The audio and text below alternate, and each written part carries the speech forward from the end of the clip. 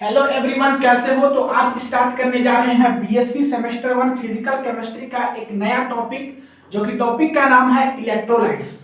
तो आज हम लोग इस क्लास में देखेंगे इलेक्ट्रोलाइट्स के बारे में। सभी लोग हेडिंग लगा लीजिए इलेक्ट्रोलाइट्स, ठीक है। आपको लिखने के लिए हम बिल्कुल टाइम देंगे, पहले समझ लीजिए। तो सबसे पहले बात करते हैं कि इलेक्ट्रोलाइट्स होता क्या है, इलेक्ट्रोलाइट्स का क्लासिफिकेशन कैसे हुआ।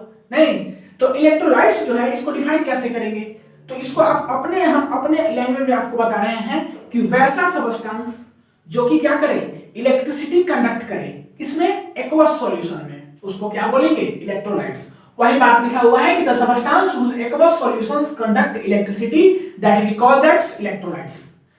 इसके एग्जांपल्स की बात करें तो NaCl हो गया, HCl हो गया, NaOH हो गया, एक्सेट्रा और भी बहुत सारा है। ये सब क्या करता है, इलेक्ट्रिसिटी को कंडक्ट करता है, किसमें, एक्वस सॉल्यूशंस में। तो इसी के कारण जो है ये सब क्या है, इलेक्ट्रोलाइट्स है।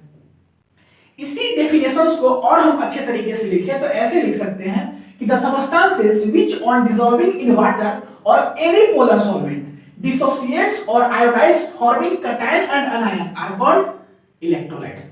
यहां में और यहां में दोनों में डिफरेंस यही है कि यहां पे डायरेक्ट हम इलेक्ट्रिसिटी की बात कर दिए हैं और यहां पे जो है वो कैटायन और एनायन के बारे में बात की है। ज्यादा विशेष कोई डिफरेंस नहीं है, बस दोनों को लिखने का नजरिया अलग है, दोनों डेफिनेशन सही है। आपको जो इजी लगे उसे लिखिए।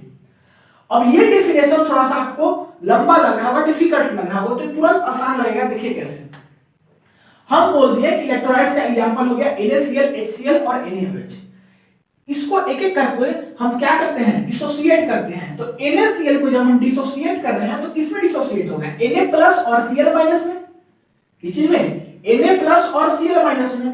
तो डिसोसिएट करने पे क्या मिल रहा है, एक कैटायन मिल रहा है और एक एनायन मिल रहा है। वही चीज तो इस डेफिनेशन में लिखा हुआ है कि एक्वस सॉल्यूशन में डिसोसिएट करने पे कैटायन और एनायन मिलेगा, उसी को क्या बोलेंगे, इलेक्ट्रोलाइट्स। तो देखो एग्जांपल सामने है।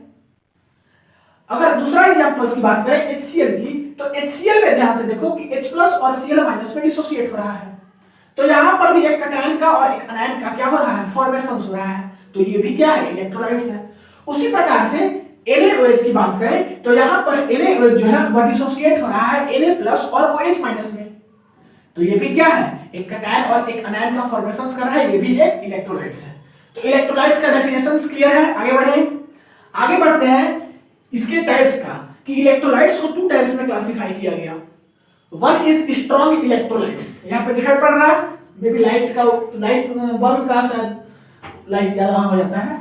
तो यहाँ पे देखिए, अगर नहीं भी दिखाई पड़ रहा तो कुछ बड़ा मैटर नहीं है। यहाँ पे लिखा क्या है, स्ट्रॉन्ग इलेक्ट्रोलाइट्स, और another is weak electrolytes. Electrolytes का टू टाइप्स, स्ट्रॉन्ग इलेक्ट्रोलाइट्स और वीक इलेक्ट्रोलाइट्स।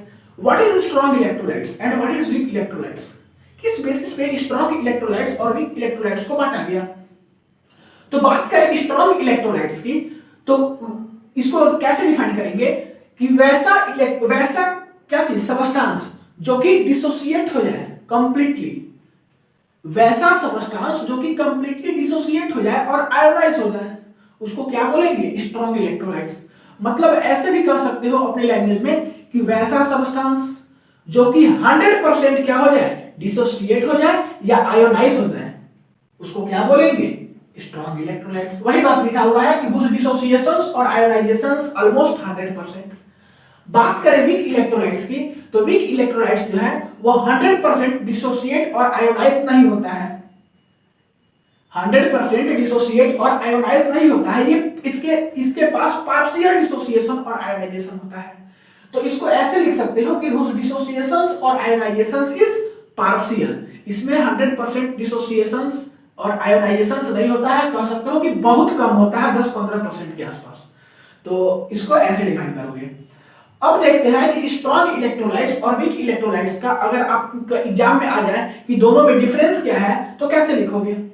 तो सबसे फर्स्ट लिखना होगा आपको कि it has completely dissociate into ions. ये कंप्लीटली डिसोसिएट हो जाता है 100%। वही बात करेंगे कि इलेक्ट्रोलाइट्स की can partially dissociate into ions, 10 to 15% के आसपास होता है, मे बी नहीं, ये इसका जो डिसोसिएशन होता है वो 10 से 15%, यही आसपास होता है, इससे ज्यादा नहीं होता है। बात करें सेकेंड डिफरेंस की, तो include strong electrolytes, strong bases and some salt. जितना भी स्ट्रॉन्ग इलेक्ट्रोलाइट्स होता है वह क्या इंक्लूड करता है, स्ट्रॉन्ग एसिड, स्ट्रॉन्ग बेस और सम सॉल्ट को भी करता है। नहीं, अब इसमें स्ट्रॉन्ग एसिड क्या है, तो उसका एग्जांपल्स नीचे लिखा हुआ है, HCl, H2SO4, HNO3 एक्सेट्रा।